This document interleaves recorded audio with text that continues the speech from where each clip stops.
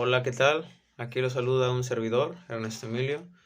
Esta vez les traigo un video distinto. Bueno, no es un video distinto, es el mismo formato.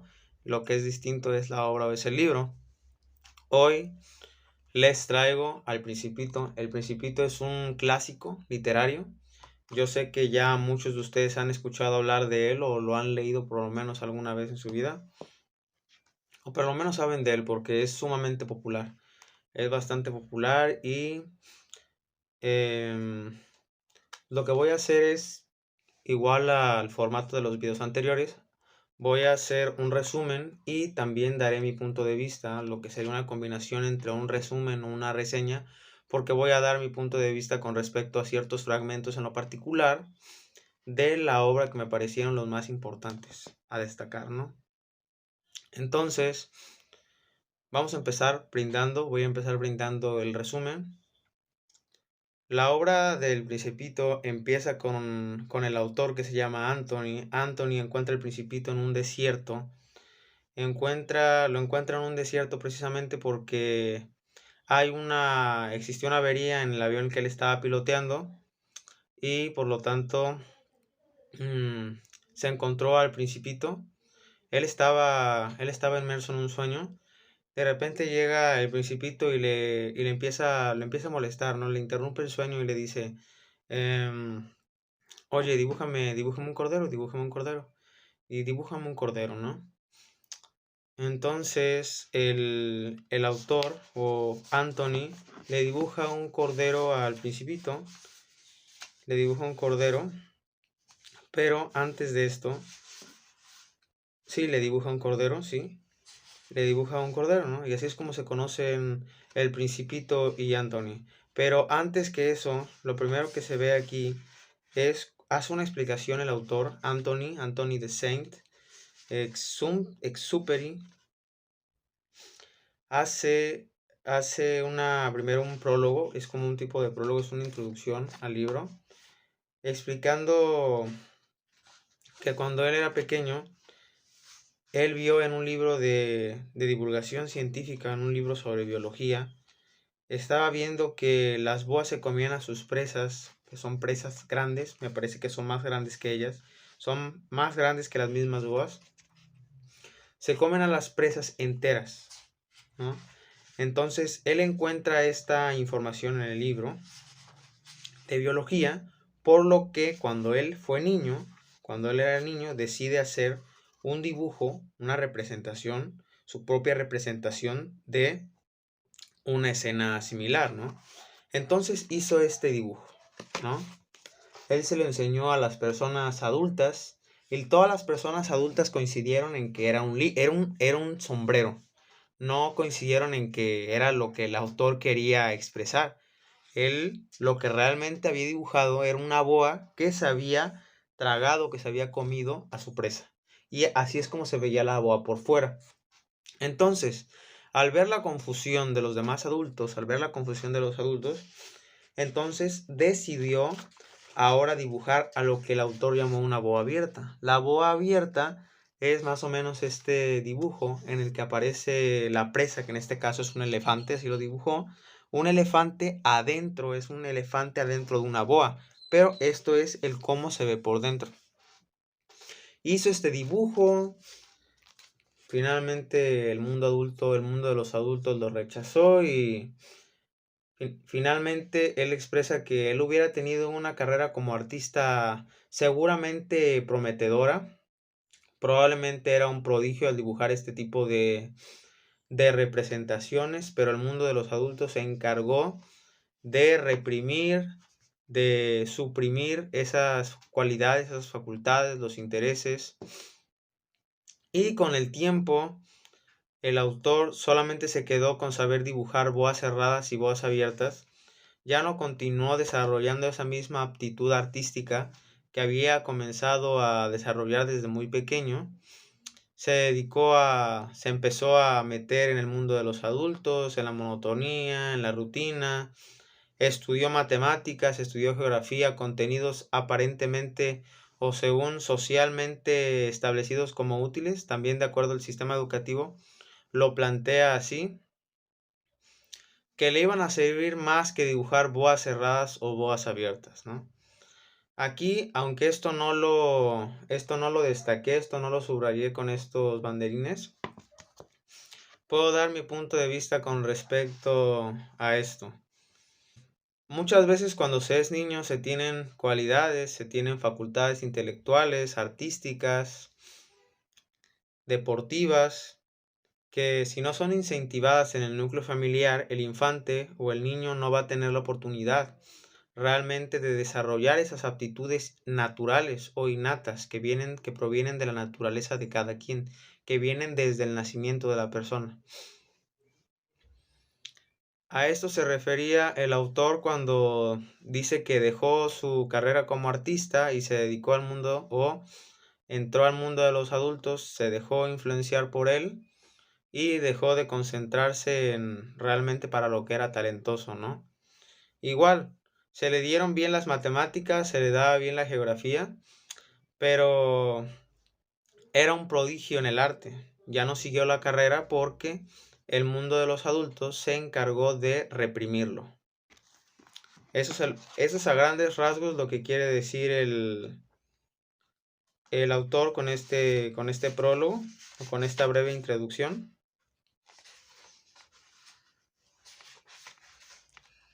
Entonces, recapitulamos.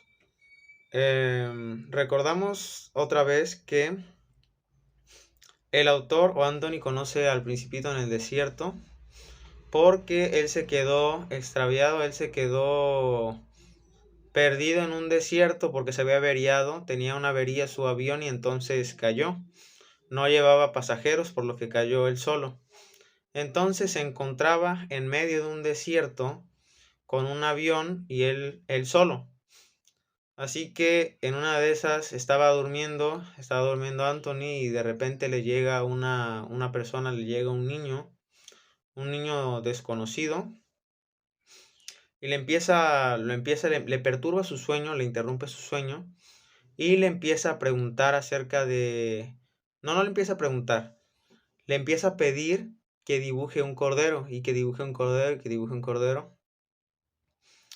Este hombre finalmente, para que el niño dejara de molestar, le dibujó el cordero, ¿no? Aunque se le hizo muy extraño porque es muy sorprendente encontrar en medio del desierto a otra persona que se ve en perfectas condiciones cuando están en medio de un desierto. Se entiende que por consecuencia no hay los suficientes recursos o no hay suficientes recursos para subsistir. Y más cuando el niño tiene estas características. Entonces estaba prácticamente en perfectas condiciones y el autor se preguntaba, ¿cómo es posible que una persona así con estas características esté en estas condiciones en medio del desierto, ¿no? Eso se lo preguntó en el transcurso de la historia, o más que nada desde que lo conoció. Sin embargo, aún así accedió a dibujarle lo que le había pedido el niño.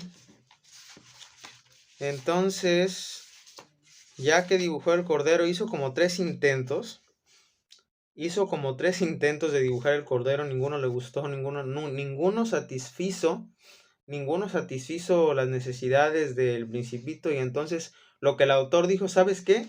Te voy a dibujar una caja, y en esa caja está el cordero, ¿no? Me pareció muy interesante porque el ingenio del autor, para que el niño dejara de molestar, dibujó esta caja y dijo, mira, aquí en esta caja está tu cordero con todas las dimensiones con las que me los estás pidiendo. Y ya, se acabó. Utilizó el recurso de la imaginación, supo comunicarse con el niño en sus propias palabras, en su propio lenguaje, en el lenguaje de la esencia, en el lenguaje de la imaginación, y finalmente satisfizo las expectativas del Principito.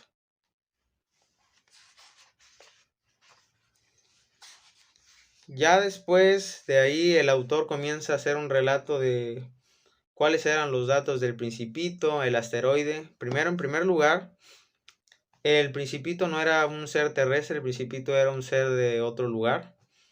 Él provenía del asteroide, el asteroide B612. del asteroide B612 y por casualidad o por razones que aún no se sabían hasta ese entonces, llegó hasta ese punto del desierto en la Tierra. Aquí hay un fragmento de texto que me parece muy importante, el cual voy a destacar de manera verbal, lo voy a destacar verbalmente. Dice lo siguiente: si os he referido estos detalles acerca del asteroide B612 y os he confiado su número es por las personas grandes. Las personas grandes aman las cifras. Cuando les habláis de un nuevo amigo, no os interrogan jamás sobre lo esencial. Jamás os dicen cómo es el timbre de su voz, cuáles son los juegos que prefiere, colecciona mariposas. En cambio, os preguntan qué edad tiene, cuántos hermanos tiene, cuánto pesa, cuánto gana su padre. Me parece muy interesante porque habla del tema de las características esenciales, de lo que realmente es esencial. Lo asocia. Este fragmento lo que quiere decir es que las personas adultas están inmersas en su monotonía, le dan más prioridad al mundo cuantificable, a las cantidades, que al mundo cualitativo o las características cualitativas de las cosas, como por ejemplo, eso es a lo que se le llama esencia. La cantidad puede haber un montón de rosas, ¿no? Pero la esencia va a ser que tú escojas una rosa y tú escojas darle los cuidados pertinentes o correspondientes. Entonces, en ese proceso de domesticación, vuelves a esa rosa importante para ti y la distingues de las demás, porque estás concentrado en una sola rosa, la estás domesticando, la estás cuidando, le estás dando los cuidados correspondientes.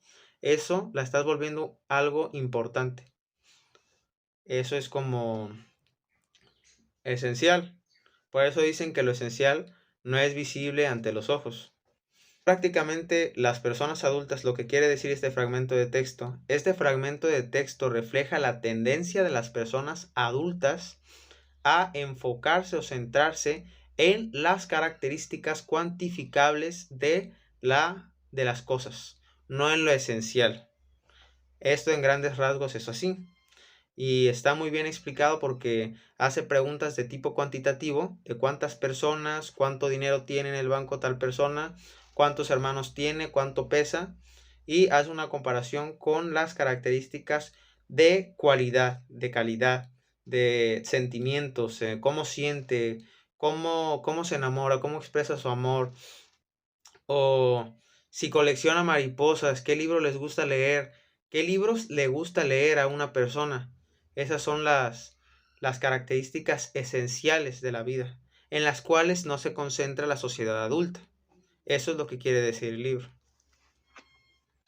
Luego de ahí que se hace una explicación sobre el lugar de procedencia, de dónde proviene el Principito.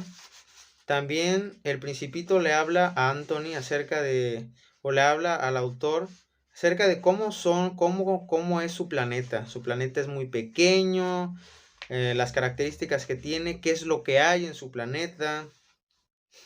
Le habla de su historia de amor, el día que se enamoró de una rosa. De hecho, ustedes podrán recordar la analogía que hice a eso de la rosa, de los cuidados, de la domesticación, de darle importancia a una sola rosa a pesar de todas las demás.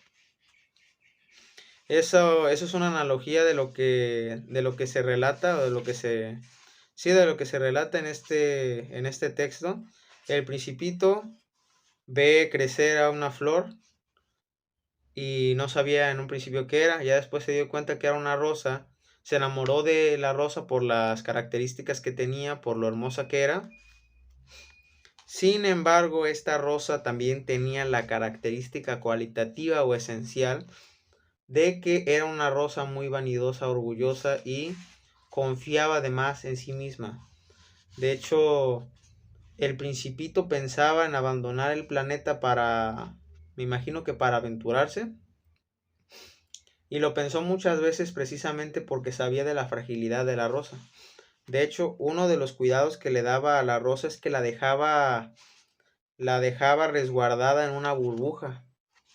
La tenía resguardada en una burbuja para que ningún tipo de animal se la comiera o algún desastre se la llevara por delante o así. Y la rosa le daba ciertas respuestas así como, si quieres vete, yo con mis espinas me defiendo, yo tengo los recursos suficientes para defenderme, ¿no? Esta era lo que decía la rosa, por eso es que digo que era muy vanidosa y a su vez era muy orgullosa. Luego de ahí, el Principito relata la historia de cómo fue visitando asteroide por asteroide. Fue visitando como un tipo de constelación, no estoy muy seguro si estoy utilizando la terminología adecuada, pero era como un tipo de agrupación de asteroides. Entonces hizo un recorrido, se quiso aventurar a ver qué encontraba en cada asteroide.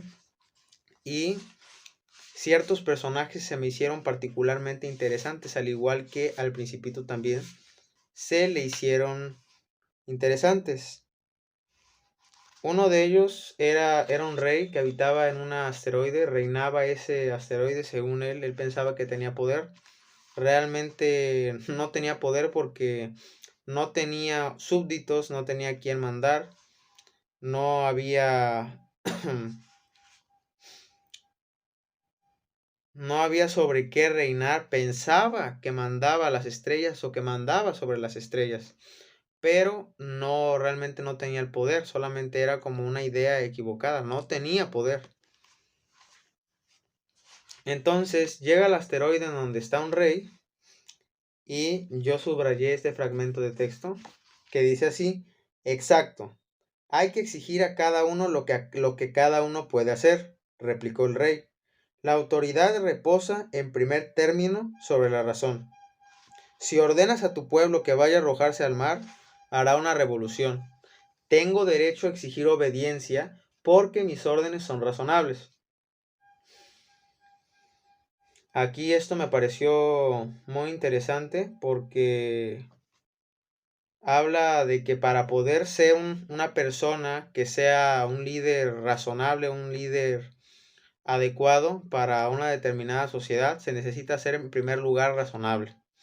Se necesita utilizar la razón para hacer propuestas que realmente denoten o posean cordura, ¿no? Que contengan cordura esas propuestas y no sean disparatadas, únicamente producto como de las pasiones del individuo gobernante, ¿no?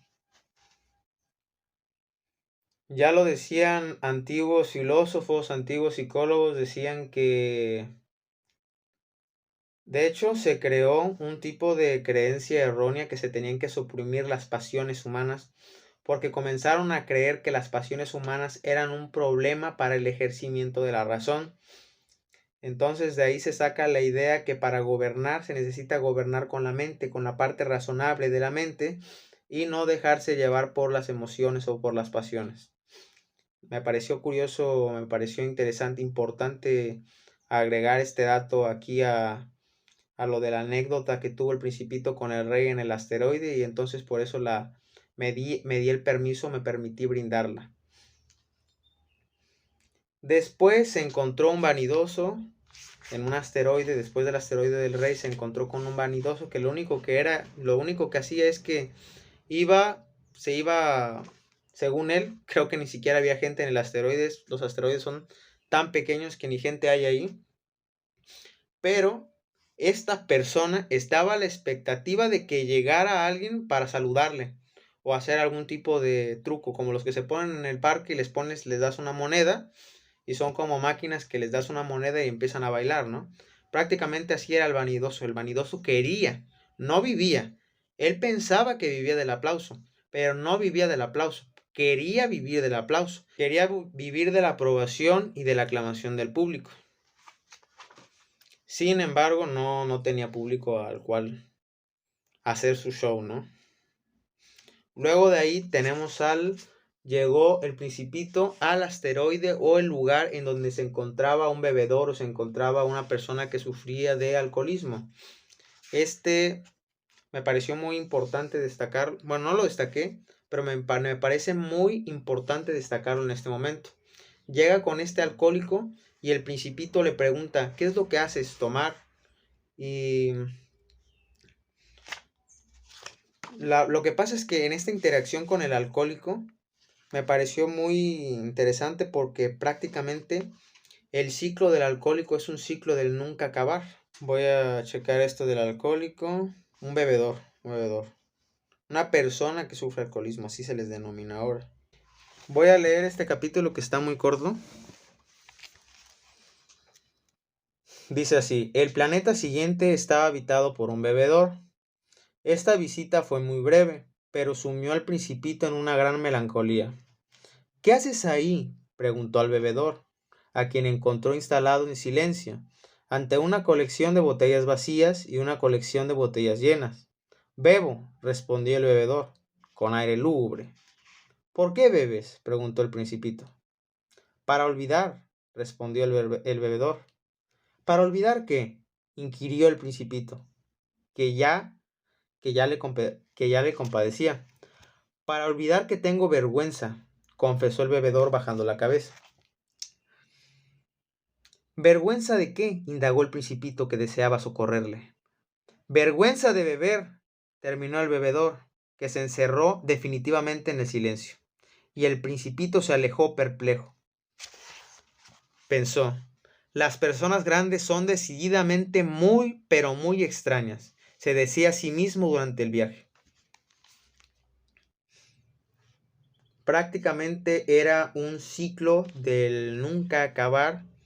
Este es un síntoma muy característico de las adicciones. La culpabilidad y la vergüenza se encuentran muy encarnadas en la parte, en el cuadro de una adicción. El hecho de decir bebo porque quiero olvidar la vergüenza y que a su vez le da vergüenza de beber, esto hace un ciclo, esto hace que se genere un ciclo inacabable en el que la persona que sufre de una adicción, independientemente de si estamos hablando de una adicción como el alcoholismo o de una adicción como el beber o una adicción como a las drogas, cualquier adicción es un ciclo del que no pueden salir las personas, casi es un ciclo interminable. De ahí, del planeta o del asteroide del bebedor llega con un hombre de negocios. Este hombre de negocios lleva a cabo un tipo de contabilidad acerca de las estrellas. Piensa que las posee porque las escribe, porque las anota su número en un papel y la encierra en un cajón. Él piensa que las encierra, pero tan solo está encerrando lo que está encerrando únicamente es un número, es una cifra, es un papel. Entonces, este es un hombre de negocios que se la pasa todo el tiempo ocupado, que no tiene tiempo para casi nada. Sería como una analogía al esclavo, que es el esclavo del dinero. Me pareció muy interesante resaltar esta parte que dice, yo, dijo aún, esto es lo que dijo el principito, yo, dijo aún, poseo una flor que riego todos los días, poseo 3 volcanes que desollino todas las semanas, pues desollino también el que está extinguido, no se sabe nunca, es útil para mis volcanes y es útil para mi flor que yo los posea, pero tú no eres útil a las estrellas. El hombre de negocios abrió la boca, pero no encontró respuesta y el principito se fue. Decididamente, las personas grandes son extraordinarias, se decía para sus adentros durante el viaje. Sí, aquí me pareció muy interesante resaltarlo porque me hace pensar en el concepto del útil tener y del inútil tener que hace explícito Erich Fromm en su libro del tener al ser, del cual no he tenido la oportunidad de hacer un resumen y una reseña, un resumen y una combinación de un resumen y una reseña a la vez, porque no tengo el libro en físico, no tengo el libro conmigo, pero esto es prácticamente, hace explícita o es parecido a lo que dice Erich Fromm, lo que expresa sobre el tener, el bien tener, el tener útil y el tener inútil. Aquí lo que tengo que decir con respecto a esto es que hay dos clases del tener. Está el tener útil y está el tener que es inútil y que propicia una conducta consumista, la cual a su vez es retroalimentada por la estructuración a nivel social que proviene por parte de, que es altamente influenciada por los medios de comunicación, por los medios televisivos, por los medios comerciales, lo que a Sergey Ruffi le gusta decir como medios convencionales. Esos medios fomentan o propician ese ciclo repetitivo del consumismo. Hay personas que únicamente lo que hacen es consumir porque la sociedad o los medios de comunicación comerciales crean esas necesidades artificiales. Piensan que satisfacen una necesidad al comprar, pero solamente entran en un bucle infinito, en un ciclo en el que no pueden salir las personas y que se la pasan comprando y comprando y comprando y finalmente no le dan el uso adecuado o no le dan un uso útil a la propiedad que acabaron de adquirir. Por ejemplo, es como si yo teniendo este celular, yo quisiera comprar o tuviera el dinero para comprar otro celular que no necesito, pero que por medio de la televisión me dijeron que era bueno y que tenemos que estar actualizados, tenemos que estar a la vanguardia de la tecnología. Entonces me voy y me compro el celular nuevo que acaba de lanzar Samsung o que acaba de lanzar Xiaomi.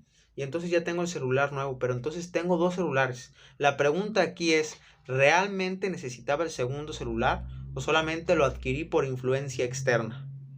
Aquí esto es algo muy interesante a resaltar. ¿Por qué? Porque ese es el tener inútil. Ese es el tener infértil, no productivo. Pero el tener útil es aquel en el que tú haces uso de tu propiedad. Aquí lo que Erich Fromm muchas veces, según dicen al principio del libro, que comienzan a confundir ese concepto del tener y el tener útil, el no tener, y los pensadores, los lectores piensan que Erich Fromm está en contra del tener. La verdad es que no. La verdad es que él está en contra del tener inútil, pero el tener útil es, por ejemplo, agarrar un libro, personalizarlo a la hora de leerlo, darle un uso, aprender de él y no comprar otro libro hasta que termine este que estoy leyendo o hasta que le dé el uso final que pienso darle. Eso es transferirle, es transmitirle esa personalidad, personalizar ese acto de leer, es apropiarse del objeto y por lo tanto denotar y ejercer el útil tener. Ese es el tener útil. Me pareció muy interesante expresarlo y pues esto finalmente es lo que tenía que decir con respecto a cuando llegó el Principito a este asteroide.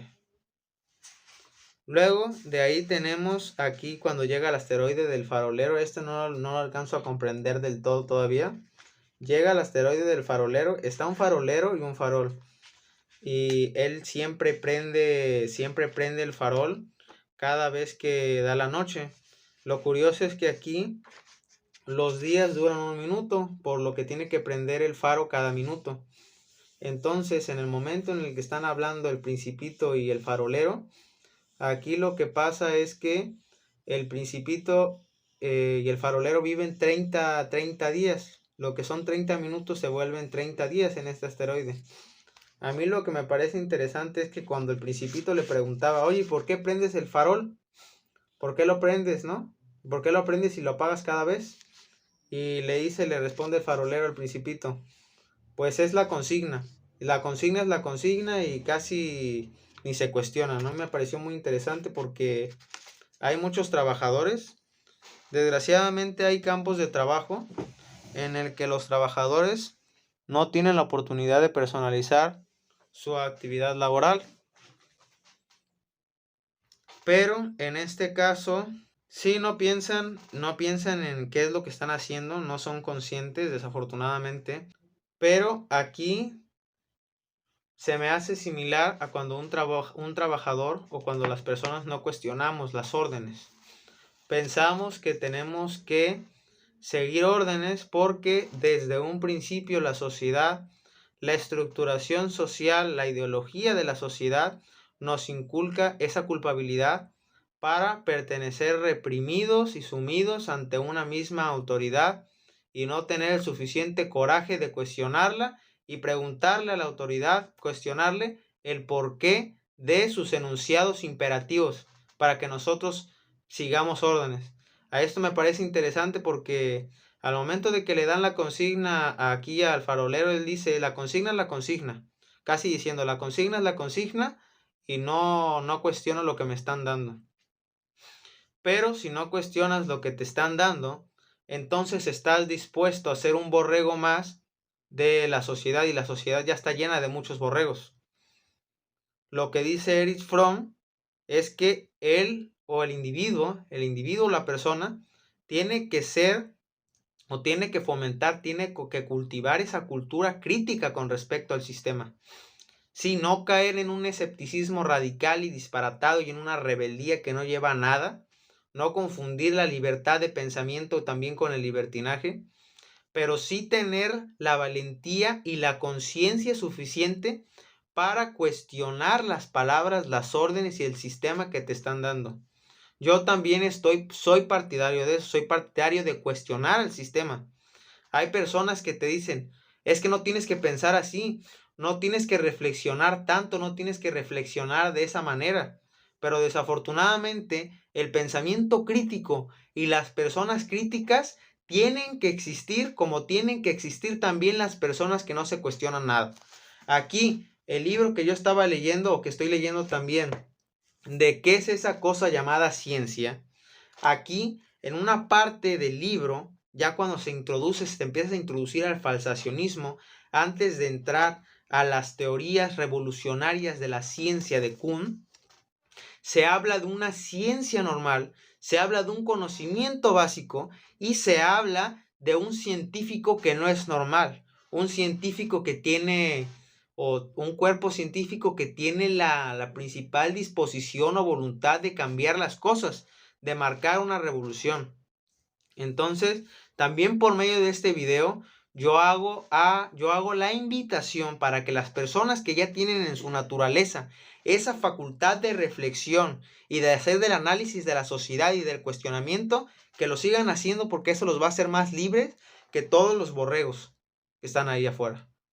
Ustedes tienen que cuestionar. Los borregos tienen que existir, pero tienen que existir también personas y no se les tiene que reprimir y culpabilizar por pensar y reflexionar en esa magnitud, porque también son necesarios. El cambio, en un principio, en la historia de la ciencia, era considerado como una contingencia, como una enfermedad que se tenía que evitar a toda costa. Se tenía que evitar todo aquello que generara una ruptura en el sistema que se había estado llevando a cabo durante años. Kuhn es partidario y es promotor de que el cambio en la ciencia no tiene por qué ser visto como una contingencia.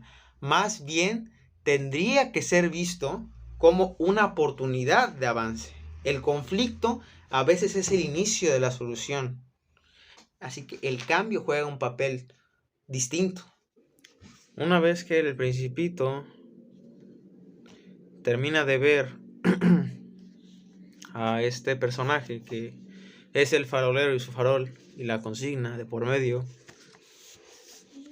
llega un asteroide en el cual hay un geógrafo. Acá está la imagen del geógrafo. Aquí se encuentra con esta persona que es un geógrafo y lleva el registro de los lugares que existen en el planeta, ¿no? Entonces llega el Principito y le pregunta al geógrafo que si ha explorado, ¿no? La costumbre del Principito es preguntar, aunque no atienda las preguntas. Entonces el Principito le pregunta al geógrafo, le pregunta constantemente si él ha ido a esos lugares de los que tiene registro en este libro, ¿no?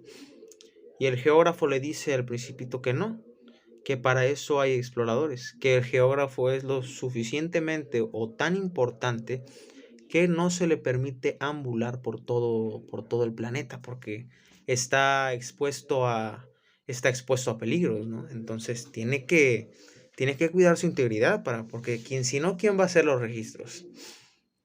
Entonces, resalta su valor personal o profesional,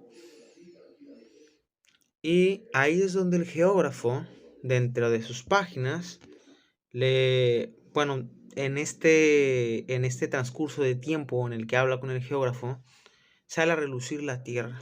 Entonces, la Tierra será el nuevo punto de interés o será el nuevo foco en el que se centrará el Principito para viajar, aventurarse, a viajar a la Tierra ahora.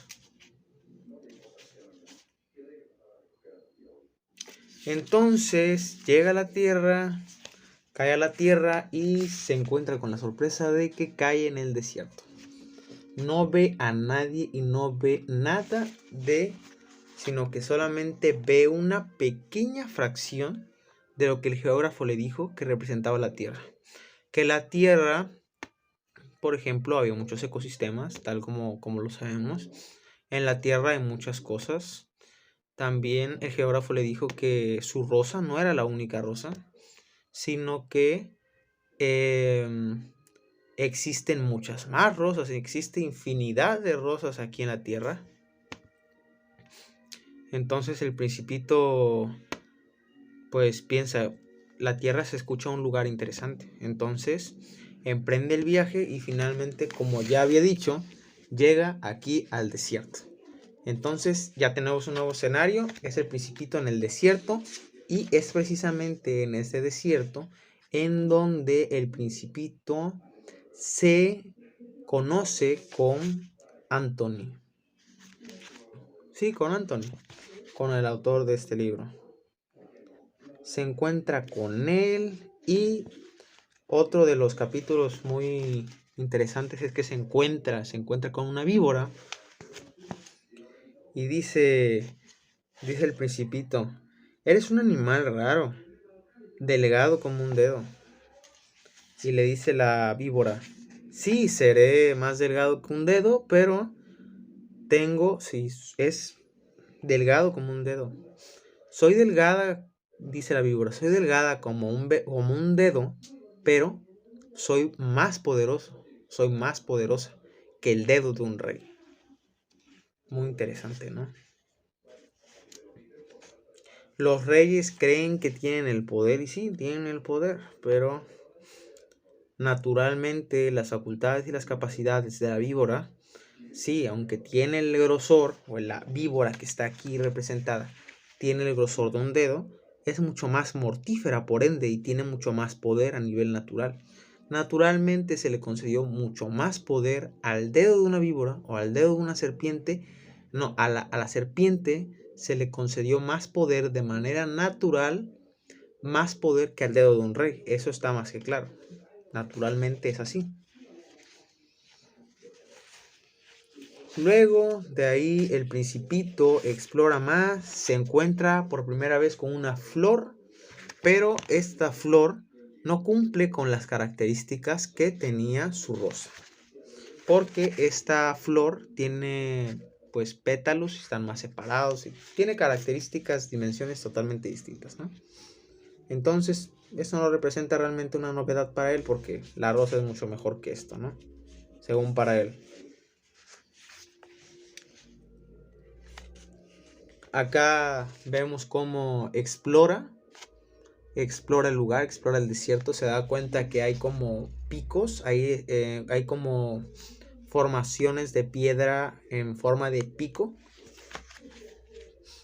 y no se encuentra más que con esto. Esto es muy decepcionante para él, porque de acuerdo con la información del geógrafo, él se esperaba otra cosa.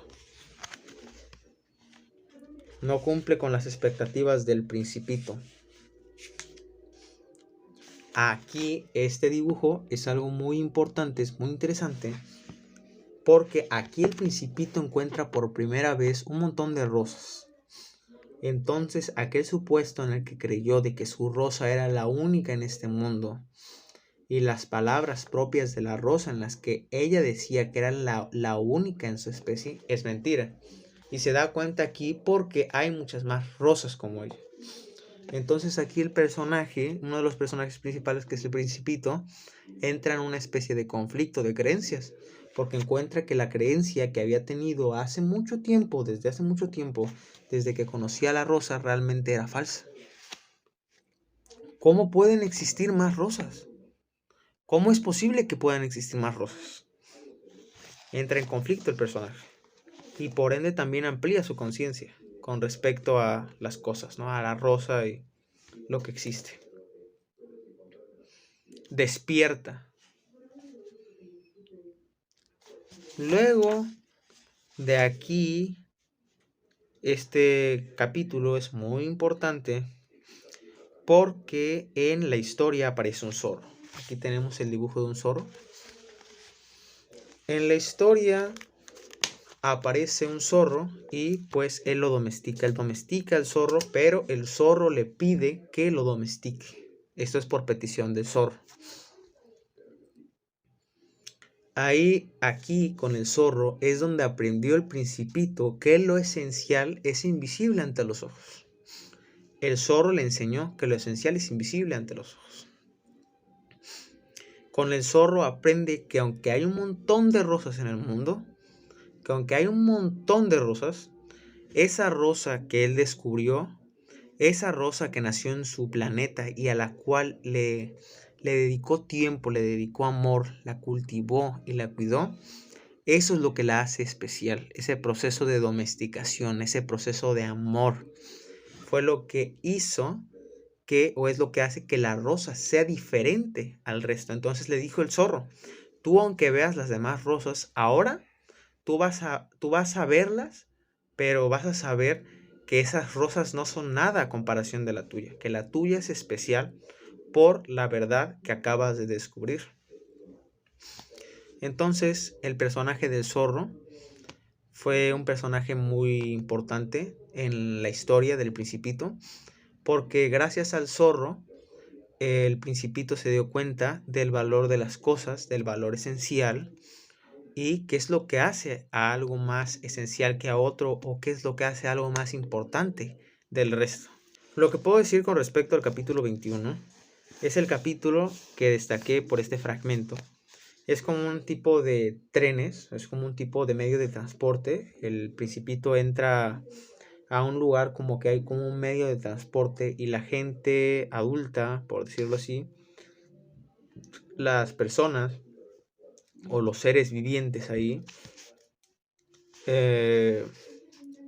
pertenecen a una rutina y siempre andan con prisas. No saben qué es lo que les provoca la prisa, pero siempre están de un lado para otro y no saben lo que buscan. Están inmersos en una monotonía basada en la prisa.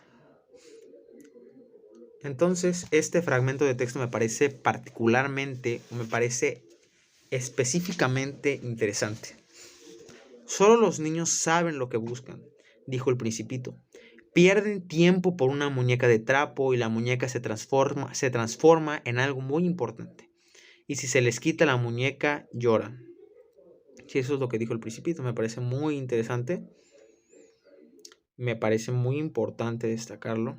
Porque los niños, por medio del juego, saben lo que quieren. Saben cuál es la función que le quieren dar a sus juguetes, ¿no? Saben cuál es la función que le tienen que dar o cuál es la función que tienen las cosas. Saben lo que persiguen, en este caso los niños cuando juegan con muñecas o las niñas cuando juegan con muñecas saben lo que quieren. Quieren darle vida a ese muñeco y disfrutar del momento con esa muñeca o muñeco. Eso es todo lo que puedo decir al respecto de ese fragmento. Esta historia es una constante a veces de flashbacks porque de repente se comienzan a narrar, se comienzan a hablar, se comienzan a relatar cuestiones del pasado. Como por ejemplo cuando el Principito viajaba al pasado. Bueno, en el pasado viajó de asteroide a asteroide hasta que llegó de asteroide en asteroide, viajó hasta que llegó a la Tierra. Entonces, eso es un evento del pasado que se trae al presente. Entonces, esta novela también consiste o contiene flashbacks en su interior.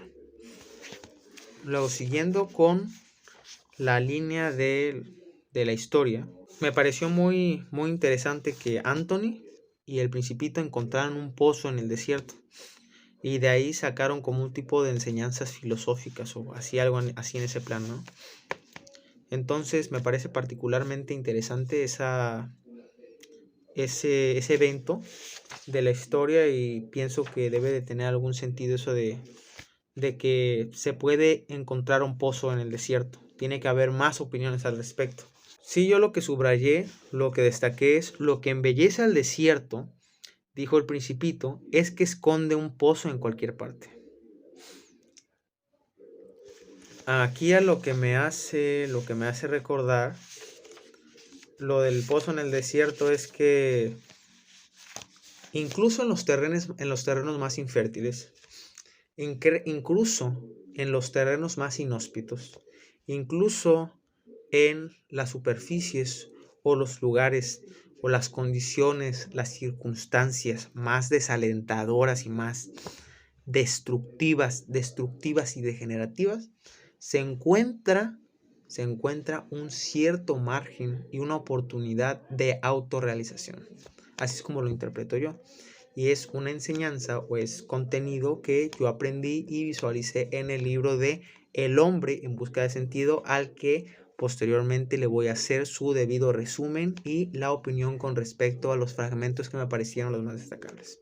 Entonces me parece muy interesante y pienso que la analogía de el pozo en el desierto y encontrar un pozo en ese lugar en el que cómo vas a encontrar es un tesoro, es prácticamente un tesoro, se me hace que esconde esa enseñanza, ¿no? Como la que nos enseñó Frankl en el libro El hombre en busca del sentido. Siguiendo con la misma línea de la historia, aquí tenemos al Principito hablando con la misma serpiente en una piedra que estaba cerca del pozo. En una piedra que estaba cerca del pozo, en un muro de piedra, ahí estaba la serpiente hablando con el Principito y se estaban poniendo de acuerdo para algo que yo consideraría un tipo de tragedia, porque realmente se me hace como algo impactante que uno de los personajes muriera o que se suicidara, prácticamente se suicidó. No me lo esperaba y hasta ahora sigo pensando que quizás el sentido de la historia no era de que el Principito muriera. Quizás era, no sé qué quería decir el autor aquí o qué quería expresar, pero se me hace como, si es un libro orientado para niños, es como fuerte, ¿no? Está algo fuerte ese evento. Entonces aquí el Principito se pone de acuerdo con la serpiente para suicidarse, porque sabe de antemano que la flor que dejó o que abandonó en su planeta o en su asteroide ya murió, porque no tenía los suficientes recursos para defenderse. Era una flor indefensa prácticamente. Entonces él quería morirse para encontrarse con su rosa en el otro mundo, ¿no? Así que, pues, aquí tenemos esas escenas, ¿no? Aquí tenemos estos dibujos y la escena final en la que, como se puso de acuerdo con la serpiente, el Principito se puso de acuerdo con la serpiente para que la serpiente lo mordiera y a su vez lo envenenara para posteriormente morir. Y entonces esta es la última. Esta es como ese es el dibujo final, ese es el acto final donde el Principito cae. Y bueno, ya eso es todo de mi parte. Espero que les haya gustado El Principito. Hasta la próxima.